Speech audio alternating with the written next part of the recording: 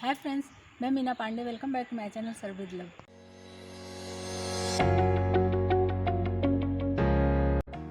आज मैं धनिया की पत्ती और बेसन से एक स्नैक्स बनाने जा रही हूँ। जैसे हम धनिया पत्ती ले आते हैं, हमारा धनिया पत्ती अगर ज़्यादा नहीं यूज़ होता है तो बचा रह जाता है, तो फेंकने से अच्छा है कि हम आज ये कोतुम्बीर बड़ी बनाएंगे। तो उसके लिए मैंने देखिए ढेर सारा धनिया काट लिया है और थोड़ा सा मैंने मिंट लिया है। तो बेसन का घोल मैं तैयार कर लेती हूँ। 1 कप मैंने बेसन लिया है और ये 2 टेबल स्पून मैंने राइस फ्लोर लिया है। इन दोनों को इसी में डाल के मैं मिक्स कर लेती हूँ। हाफ टी स्पून मैंने अदरक लहसुन मिर्ची का बारीक मिक्सी जार में पीस लिया। इसी में मैं बाकी के मसाले मिला लेती हूँ। 1/4 टी स्पून मैं हल्दी पाउडर डाल रही हूँ, हाफ टी स्पून धनिया पाउडर डाल रही हूँ, हाफ टी स्पून गरम मसाला डाल रही हूँ, हाफ टी स्पून काश्मीरी लाल मिर्च पाउडर डाल रही हूँ, हाफ टी स्पून भुना हुआ जीरा डाल रही हूँ, रोस्टेड जीरा पाउडर है ये डाल देती हूँ। इसी में मैं 2 टीस्पून ये व्हाइट वाला तिल है ये डाल देती हूँ। टेस्ट के अकॉर्डिंग नमक डाल दूंगी। इन सब चीज़ों को मैं मिक्स कर लेती हूँ एक बार। मैंने 2 टेबल स्पून घर की फ्रेश दही लिया है, ये दही भी इसी में डाल देती हूँ।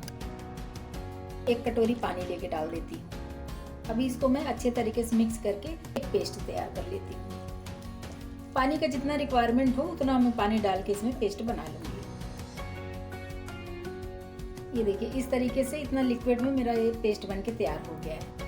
इधर हमारे पास एक केक का टिन है, इसमें मैंने ऑयल डाल के ग्रीस कर दिया है। इसको भी मैंने तैयार कर लिया है। नहीं तो क्या होगा, जब बेसन का मैं वो बनाऊंगी तो फटाफट जमने लगेगा, इसलिए मैंने ये केक टिन पहले तैयार कर लिया है। इसी में 1 टीस्पून मैं ऑयल डाल रही हूँ, हाफ टी स्पून जीरा डाल रही हूँ, हाफ टी स्पून सरसों दाना डाल रही हूँ। इसी में मैं 2 टीस्पून ये व्हाइट वाला तिल फिर से डाल रही हूँ।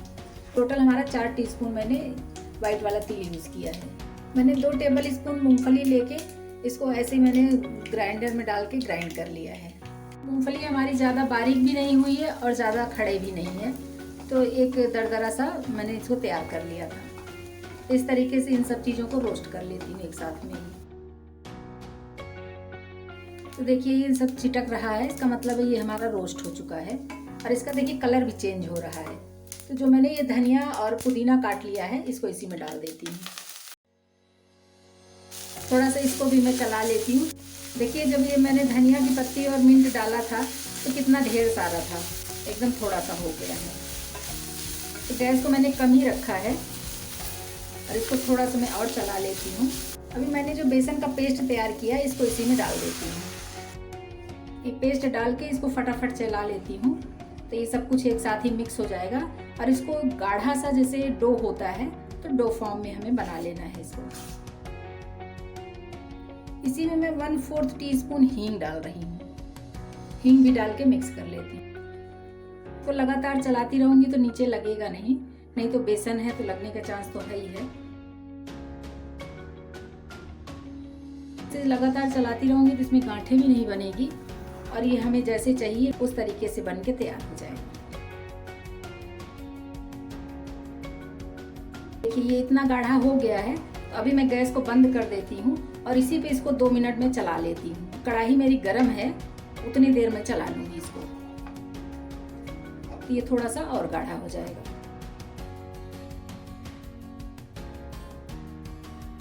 इस तरीके से डाल के और इस तरीके से चारों तरफ से मैं ऐसे फ्लैट कर देती हूँ ताकि ये सेट हो जाए। इसकी मदद से इस तरीके से मैं इसको ये देखिए प्रेस कर दूंगी तो ये चारों तरफ से एकदम इस तरीके से मैं इसको सेट कर देती हूँ। ये छन्नी से ऐसे ढक दूंगी, कम से कम आधे घंटे इसको मैं ठंडा होने देती हूँ। ये रखे हुए लगभग आधा घंटे हो गया है, इसको मैं चेक कर लेती हूँ। तो इसको जो है ऐसे साइड से हम अगर देखिए छुड़ा रहे हैं तो इधर से सामने से साइड से ये पूरा कॉर्नर छोड़ दे रहा है, मतलब कि बहुत अच्छे तरीके से हमारा ये सेट हो गया है। तो अभी मैं इसको काट लेती हूँ। तो एक मैंने किचन की नाइफ ली है, इसी से मैं इसको काट लूंगी। इस तरीके से देखिए इसको मैंने ऐसे चौकोर शेप में काट लिया है। तो इसको मैं ऐसे प्लेट में उलट के इसको उल्टा कर लेती हूँ। टैप करने के बाद मैं ऐसे उठा लेती हूँ और टिन में देखिए बिल्कुल भी नहीं लगा, जो हमने ऑयल ग्रीस कर दिया था और जो मैंने कट लगाया था उसका निशान ये दिख रहा है। तो इसी पे मैं इस तरीके से कट करके इसको उठा लेती हूँ पीसेस में। ये देखिए इस तरीके से ये कट गया है। इसको मैं स्पैचुला से उठा के दिखाती हूँ आपको।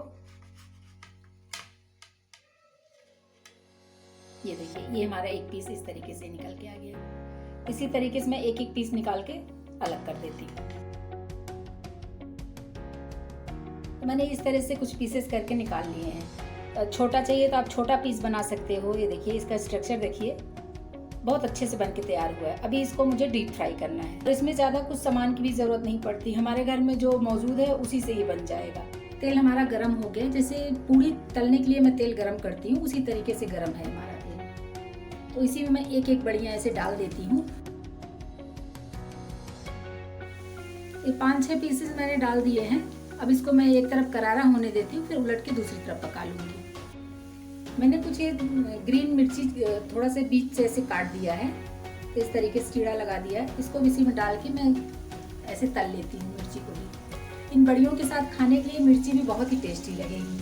और चाहे तो मैं कढ़ाई को उठा के इस तरीके से हिलाऊंगी तो हमें पता चल जाएगा कि हमने जो बना रखे हैं बड़ियाँ, वो नीचे तो नहीं लग रहा है तेल में, तो कढ़ाई में नीचे नहीं लग रहा है, बहुत अच्छे तरीके से पक रहा है। देखिए, बड़ियाँ हमारी क्रिस्पी करारे बन गई हैं। ये देखिए इस तरीके से। अभी इनको मैं निकाल लेती हूँ। निकाल के बड़े छन्नी में ऐसे रख लूँगी, तो इससे क्या होगा, तेल हमारा सारा झड़ जाएगा। यकीन मानिए, ये बना के चाय के साथ खाइए, बहुत ही टेस्टी होता है, खाने का मज़ा आ जाएगा। ये हमारा टी टाइम स्नैक्स कोतुम्बीर बड़ी बन के तैयार हो गया है। इस तरीके से आप लोग भी बनाइए, चाय के साथ खाने में बहुत ही टेस्टी होता है। अगर आपको मेरी वीडियो पसंद आती है तो लाइक, शेयर एंड सब्सक्राइब करिएगा। लास्ट तक मेरी वीडियो देखने के लिए थैंक यू।